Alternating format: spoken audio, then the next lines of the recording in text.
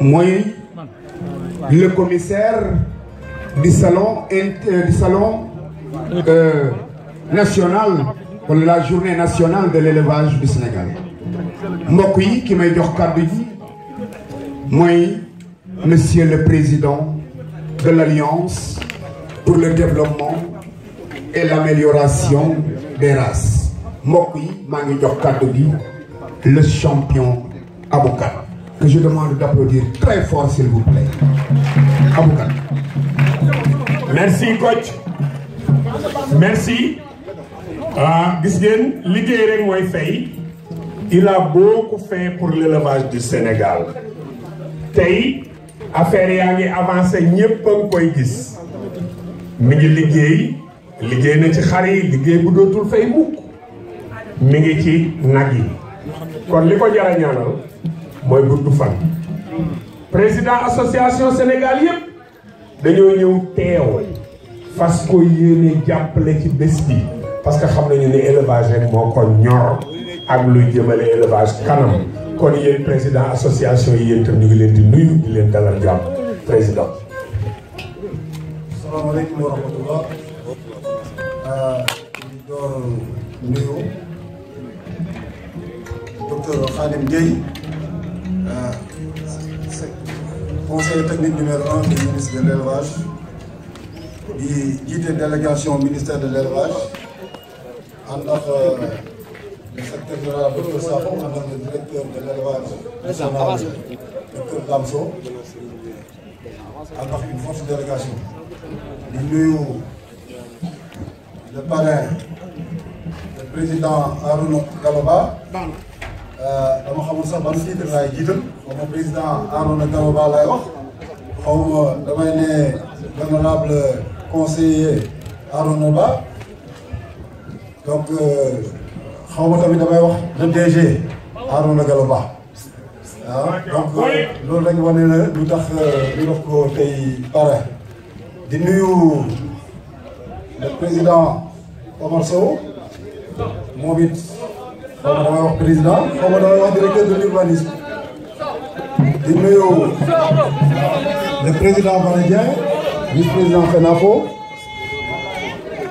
di nuyu l'honorable député Aliou Dembourou Sow bii di soog a agsi nii donc di nuyu monsieur Faye le directeur des phosphates de Matam di nuyu l'honorable imam Habibou Sy bi nga xam ne mooy suñu njaatige fii di nuyu mon frère Mbagnick bi nga xam ni moo fi teewal CNCA di suma goro donc di nuyu également Ifra Sow di fi représenté maison des éleveurs donc di nuyu président association yi fi teew yëpp di nuyu jotaay bi yëpp damay door rek wax suma mbégte bi ma am tey yàgg naa kontaan si manifestation yi ñu mës a organisé waaye bu mel ni tey daanaka musul am parce que manifestation bu mel nii si phase sectorielle je pense que c'est une grande première c'est une grande première ñu dajale autant d'autorités c'est une grande première ñu dajale autant de monde si suñu cérémonie officielle et c'est une grande première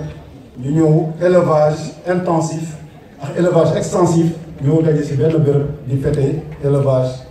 national donc di ma am mbégte aussi si présence éleveurs yi fii seen présence bu rafet di am mbégte aussi si présence sponsors yi nga xam ni dañuy jàppale bu baax a baax di am mbégte si waa ministère de l'élevage di si profité nag di nuyu suñu ministre bu bees bi di koy dalal di koy ñaanal mission bu bees bi ko président sas yàlla na ko si yàlla jàppale mu doon ndamu Sénégal yépp di si profité nag di rendre hommage suñu ancienne ministre de l'élevage madame Aminata Mbengue Ndiaye bi nga ñu xam ni élevage Sénégal ñun ñëpp xam nañ fan la ko jëlee ak fan la ko yóbbu tey mu nekk nit bu oyof nit ku oyof boo xam ni éleveur yëpp lay yemale nit koo xam ni éleveur day nekk Daara wala nekk Koungheul wala nekk Matam à minuit nga woo ko mu jël téléphone nee la lan nga soxla su ko mënee régler mu régler ko su ko mënul régler tamit mu teg la si yoon donc kooku ñu koy rendre hommage moom it di koy ñaan yàlla vraiment fi mu jëm yàlla na doon génneel si Sénégal yëpp te yàlla jàppale ko si mission bu bees bi moom it. amiin te gëm naa ni li mu def si élevage bi dina ko def ministère de la pêche incha allah. di ngeen ma permettre aussi ma wax tuuti si parrain bi ak le choix du parrain parce que parrain bi comme ni ma wax sànq tey jii dañuy dajale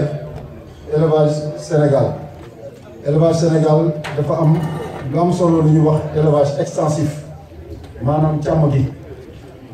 tey jii suñu waxee les éleveurs du Sénégal sàmmkat yi tey jii ñoom ñooy représenté en termes de nombre d'éleveurs ñoom ñooy représenté plus de 90% même donc ñooñu ñu am solo la si élevage bi ñooñu nag tey jii daje fi ak élevage intensif loolu am na lu ko waral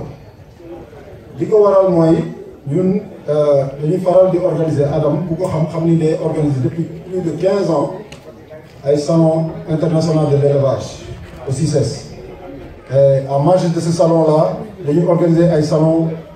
sectoriels dits départementaux. Donc, ces salons-là, c'est 2 salons l'année et c'est des salons qui accueillent les différents départements de la région de Dakar et même du Sénégal. Donc, dañuy coupler les départements de Dakar et Guédiawaye, coupler département Pikine et Rufisque. Donc département Pikine et Rufisque bi ñoom ñoo ay tey ñoom nag dañ ci boole le reste des régions du Sénégal hors la région de Thiès. La région de Thiès ñoom dañuy participer ci foire sectorielle bu Dakar Guédiawaye bi. Donc bi ñu décidé def foire sectorielle bu Pikine Rufisque bi ñuy njëkk a def ñu ngi ko defoon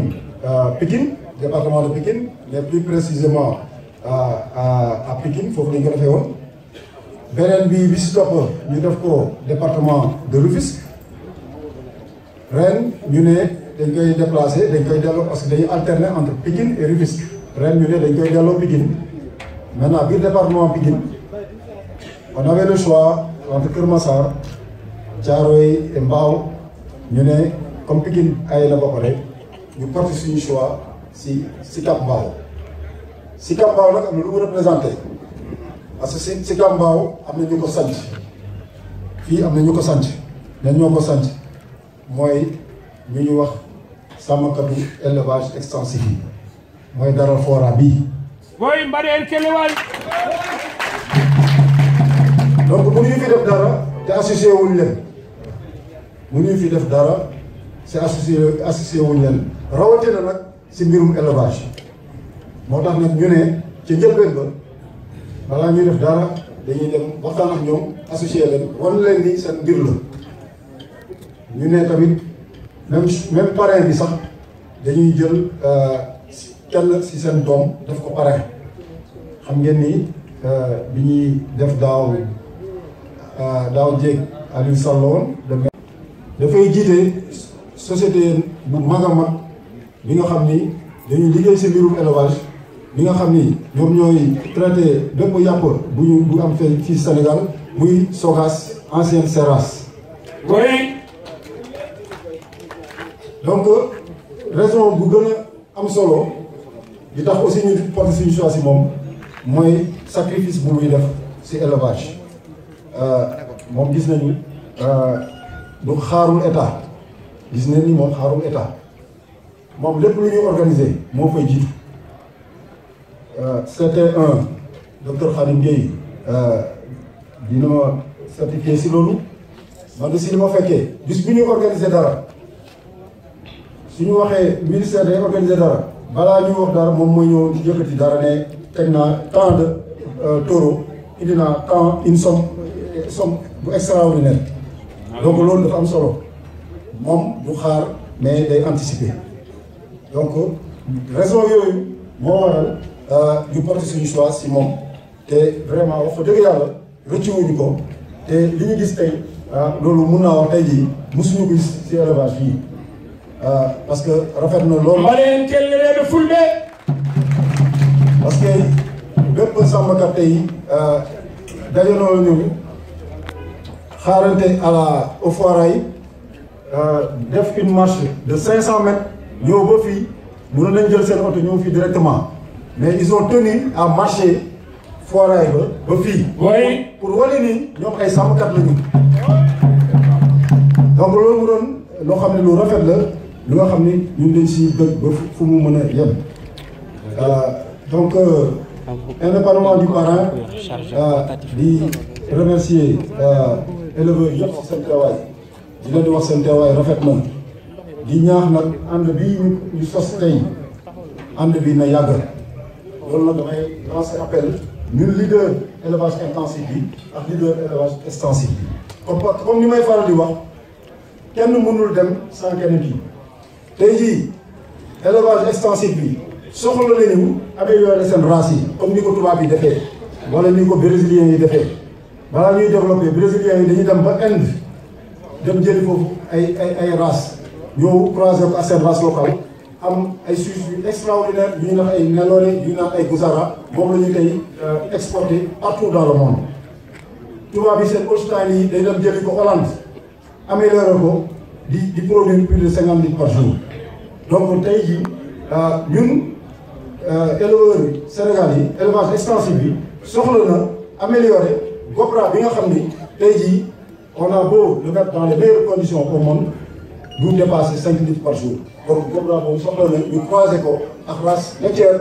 européenne yi pour que mu passer de 5 litres à 10 litres voire 15 litres loolu ma si féliciter état du Sénégal ANIPER si initiative bu ñu am avec l'importation des génisses. leneen li mooy par rapport à la production de la viande aussi soxla nañu ce croisement là loolu moom ñoom ñu ngi koy def depuis les années 70 gis nañ bi Gobra croisé nañ ko ay Guzara croisé nañ ko ay Nelore ba nga xam ni léegi am nañu ay sujet yi nga xam ni dañuy dépasser yenn quantité yi nga xam ni yi ñu daan tàmm gis mbirum xar yi tamit même chose tey jii muy xaru citoyen local bi muy xaru pël-pël bi soxla nañu ñu améliorer leen ak lan lañ leen di améliorer mooy laadum bi donc ñoom soxla nañu élevage intensif bi ñun tamit soxla nañ leen parce que ñu ngi nii di produire ay laadum actuellement on connaît une surproduction lu ñuy produire ñun éleveur laadum yi mënuñu ko jaay te marché baa ngi fii balaa ñuy xalaat bitim réew dañu xalaat fii d'abord marché baa ngi fii tey jii suñu laadum yi ñii ñoo ko war a jënd ñi nekk fii ñoo ko war a jënd ñoom ñooy suñu marché te loolu nag liggéey la liggéey boobu mooy ñu sensibiliser leen mooy ñu jàppale leen mooy ñu jàppante joxante xel ak xalaat de telle sorte que ñoom dinañ comprendre loolu ñu nit ñu comprendre loolu échange bi am suñu diggante loolu suñ ko defee yaakaar naa ni benn xaru laadum dootul seméti te gëm naa ni loolu ñu ngi si yoon bi parce que aujourd'hui avec les géniteurs yi état bi jënd yi yenn projets yi jënd pour tasaare ko si àll bi su géniteurs yi dafee seen résultat gëm naa ni bu boobaa sàmmkat yi nekk si àll bi muy suma mbokk pël yi muy suma mbokk séeréer yi ak ñeneen dinañu commencé ñoom si seen bopp jël seen propre initiative jël seen xaalis ñëw si bergerie laadum yi commencé di jënd ay géniteurs di dem à partir de ce moment là nag on connaîtra plus d'invendus donc loolu laa bëggoon na terminer di wax encore une fois suma mbégte te du ma terminer aussi te remercier wu ma imam Habibou Sy yi toog fii parce que jàpp na si organisation bi parce que moo ñu ubbil jardin d'enfants bii nekk fii moom moo ko moom bu nekk un grand érudit et il a formé de très grands érudits des centaines même tey jii muy une fierté pour le Sénégal tey jii Moustapha Diallo bi nga xam ne moo gagné concours récital Kora international taalibe la moom mi toog nii donc bu doon koo xam ni vraiment c'est une référence pour le Sénégal c'est une fierté pour le Sénégal tey jii depuis bi ñu commencé ba léegi ndoxu école am dañuy utiliser donc mu doon loo xam ni vraiment mënuma pare te defuma ko donc di leen di gërëm di leen di sant di ñaan yàlla jàppale ñu terminer salon bi ak jàmm mu doon ndamu élevage Sénégal mu doon ndamu Adam jërë ngeen jëf. Jarama Aboukan. Voilà, merci beaucoup président. mbokk yi maa ngi ñaan ngeen tàccuwaat ko bu baax s'il vous plaît. Oui. discours bi rafet na macha allah et ramassé na. merci beaucoup encore une fois président. kon nag mbokk yi ñu ngi jox kàddu gi. dafay jiite société bu mag a mag bi nga xam ni dañuy liggéey ci mbirum élevage bi nga xam ni ñoom ñooy traité bépp yàpp bu am fii Sénégal muy Sogas ancienne Seras. Oui. donc raison bu gën a am solo di tax aussi ñu porte suñu choix ci moom mooy sacrifice bu muy def ci élevage moom gis nañu du xaarul état gis nañ ni moom xaarul état moom lépp lu ñuy organiser moo fay jiitu CT1 docteur Khadim Gueye dina ma certifié ci loolu man de si li ma fekkee bis bu ñuy organiser dara suñu waxee ministère day organiser dara balaa ñuy wax dara moom mooy ñëw yëkkati dara ne teg naa tant de taureau indi naa tant une somme bu extraordinaire donc loolu dafa am solo moom du xaar mais day anticiper donc raison yooyu moo waral ñu porte suñu choix si moom te vraiment wax fa dëgg yàlla rëccuwuñu ko te li ñu gis tey loolu mun naa wax tey jii mosuñu ko gis si élevage fii parce que rafet na loolu. Mbaleen Kellere Fulbe. parce que bépp sàmmkat tey dajaloo ñu xaarante au foirail def une marche de 500 mètres ñëw ba fii mënoon nañ jël seen oto ñëw fii directement mais ils ont tenu à marcher foirail ba fii. Oui. pour wane ni ñoom ay sàmmkat lañu. donc loolu mu doon loo xam ne lu rafet la lu nga xam ni ñun dañ si bëgg ba fu mu mën a yem. donc indépendamment du parrain di remercier éleveurs yëpp si seen teewaay di leen di wax seen teewaay rafet na di ñaax nag ànd bi ñu sos tey ànd bi na yàgg loolu nag damay lancer appel ñun leader élevage intensif bi ak leader élevage extensif bi comme ni may faral di wax kenn mënul dem sans kenn kii tey jii élevage extensif bi soxla nañu améliorer seen race yi comme ni ko tubaab yi defee wala ni ko brésiliens yi defee balaa ñuy développer brésiliens yi dañuy dem ba Inde dem jëli foofu ay race ñëw croiser ko ak seen race locale am ay suisse yu extraordinaire yu ñu naan ay Nelore yu ñu naan ay Guzara moom la ñu tey exporter partout dans le monde tubaab yi seen Holstein yi day dem jëli ko Hollande améliorer ko di produire plus de 50 litres par jour donc tey jii ñun éleveurs Sénégal yi élevage extensif bi soxla na améliorer Gobra bi nga xam ni tey jii on a beau le mettre dans les meilleures conditions au monde du dépasser 5 litres par jour donc Gobra boobu soxla na ñu croiser ko ak race laitière européenne yi pour que ñu passer de 5 litres à 10 litres voire 15 litres loolu ma si féliciter état du Sénégal ANIPER si initiative bu ñu am avec l'importation des génisses. leneen li mooy par rapport à la production de la viande aussi soxla nañu ce croisement là loolu moom ñoom ñu ngi koy def depuis les années 70 gis nañ bi Gobra croisé nañ ko ay Guzara croisé nañ ko ay Nelore ba nga xam ni léegi am nañu ay sujets yi nga xam ni dañuy dépasser yenn quantité yi nga xam ni yi ñu daan tàmm gis mbirum xar yi tamit même chose tey jii muy xaru citoyen local bi muy xaru pël-pël bi soxla nañu ñu améliorer leen ak lan lañ leen di améliorer mooy laadum bi donc ñoom soxla nañu élevage intensif bi ñun tamit soxla nañ leen parce que ñu ngi nii di produire ay laadum actuellement on connaît une surproduction lu ñuy produire ñun éleveur laadum yi mënuñu ko jaay te marché baa ngi fii balaa ñuy xalaat bitim réew dañu xalaat fii d'abord marché baa ngi fii tey jii suñu laadum yi ñii ñoo ko war a jënd ñi nekk fii ñoo ko war a jënd ñoom ñooy suñu marché te loolu nag liggéey la liggéey boobu mooy ñu sensibiliser leen mooy ñu jàppale leen mooy ñu jàppante joxante xel ak xalaat de telle sorte que ñoom dinañ comprendre loolu unité bi comprendre loolu échange bi am suñu diggante loolu suñ ko defee yaakaar naa ni benn xaru laa doon dootul semeeti te gëm naa ni loolu ñu ngi si yoon bi parce que aujourd'hui avec les géniteurs yi état bi jënd yi yenn projets yi jënd pour tasaare ko si àll bi su géniteurs yi dafee seen résultat gëm naa ni bu boobaa sàmmkat yi nekk si àll bi muy suma mbokk bëri muy suma mbokk séeréer yi ak ñeneen dinañu commencé ñoom si seen bopp jël seen propre initiative jël seen xaalis ñëw si bergerie Ladoum mi commencé di jënd ay géniteurs di dem à partir de ce moment là nag on connaîtra plus d'invendus donc loolu laa bëggoon na terminer di wax encore une fois suma mbégte te du ma terminer aussi te remercier wu ma imam Habib aussi yi toog fii parce que jàpp na si organisation bi parce que moo ñu ubbil jardin d'enfants bii nekk fii moom moom bu nekk un grand érudit et il a formé de très grands érudits des centaines même tey jii muy une fierté pour le Sénégal tey jii Moustapha Diallo bi nga xam ne moo gagné concours récital Kora international taalibe la moom mi toog nii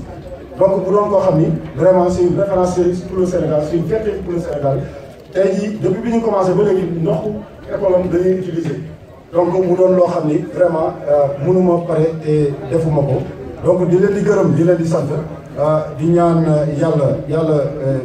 jàppale ñu terminer salon bi ak jàmm mu doon ndamu élevage Sénégal mu doon ndamu Adam jërë ngeen jëf. Jarama Aboukan. Voilà, merci beaucoup président. mbokk yi maa ngi ñaan ngeen tàccuwaat ko bu baax s'il vous plaît. Oui. discours bi rafet na macha allah et ramassé na. merci beaucoup encore une fois président. kon nag mbokk yi ñu ngi jox kàddu gi.